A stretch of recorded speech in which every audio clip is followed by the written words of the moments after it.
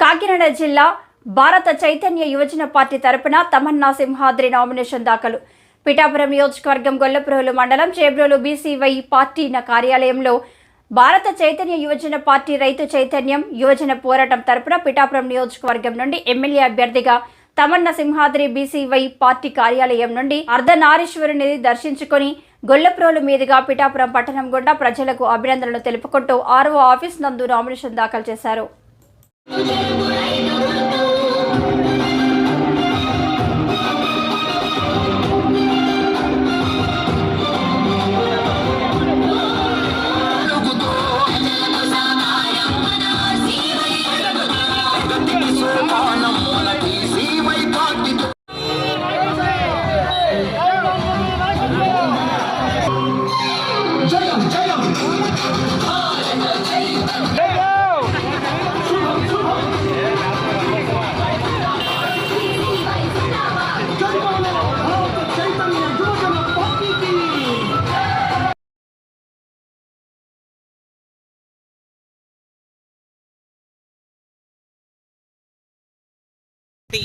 ట్రాన్స్ మహిళగా నేను 2018 నుంచి నేను రాజకీయ ప్రవేశం చేయటం జరిగింది. నేను పవన్ కళ్యాణ్ గారికి జనసేనకి చాలా మద్దతు చేశాను. వారికి నా అవసరం లేదనుకుంటా నేను 2 సార్లు వాళ్ళ ఎమ్మెల్యే టికెట్ ట్రై చేయటం జరిగింది. నాకు వాళ్ళు ఎటువంటి పిలవలేదు, ఎటువంటి కాల్ రాలేదు, వాళ్ళకి నా అవసరం లేదనుకున్నాను.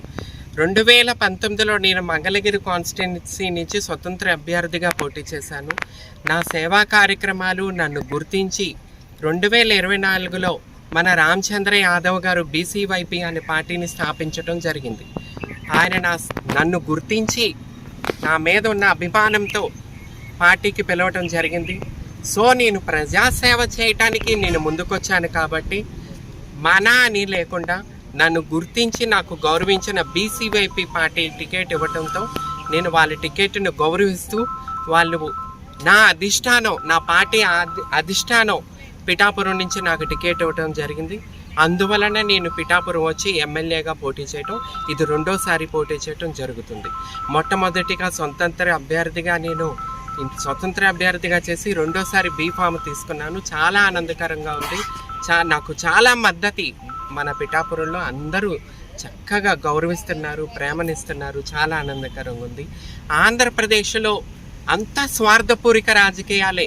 వాడిని తిట్టుకోవటమే తప్ప ఎవ్వరూ కూడా ప్రజా సమస్యల గురించి మాట్లాడటం, ఫైట్ చేయటం అనేది నేను ఇంతవరకు చూడట్లేదండి. ప్రతి రాజకీయ పార్టీ వాళ్ళ స్వార్థం, అంటే ఇది ఒక స్వార్థపూరిత రాజకీయాలకి నేను ఫస్ట్ నుంచి వాయిస్ ఇస్తూనే ఉన్నాను. ఎందుకంటే అది ఒక బిజినెస్గా చేసుకున్నారు ఈ 3 పార్టీలు కానీ, 4 పార్టీలు కానీ, 5 పార్టీలు కానీ.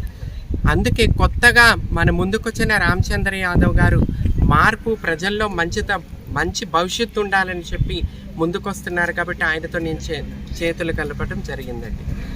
స్వార్థపూరిక రాజకీయాలు అంటే ఏంటంటే వీళ్ళు ఈ రోజున 100 కోట్లు ఖర్చు పెట్టి పార్టీ టికెట్ తెచ్చుకుంటారు. మళ్ళీ ఒక 10 కోట్లు 20 కోట్లు కాన్స్టిట్యున్సీలో ఖర్చు పెడతారు. ముందు అన్నీ పోంచి ఓట్ల కోసం గెలుస్తారు.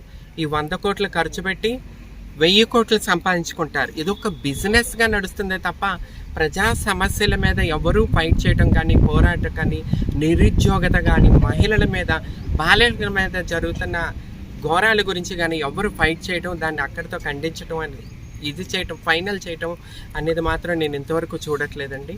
సో నాకు ఇంత ఆదరణ ఇస్తూ నన్ను ముందుకు తీసుకొస్తున్న ప్రతి ఒక్కరికి ధన్యవాదాలు మీరు ప్రధానంగా టార్గెట్ చెరుకు రైతు.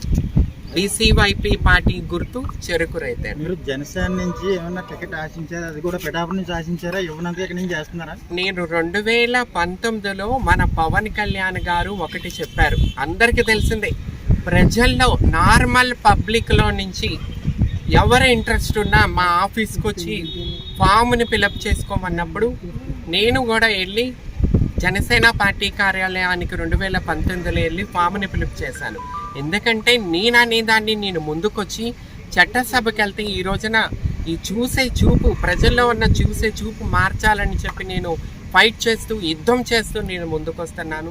దాని వెనకాల ఎన్నో కష్టాలు ఉన్నాయి. నేను ఫామ్ ఫిలప్ చేసిన నాకు ఎటువంటి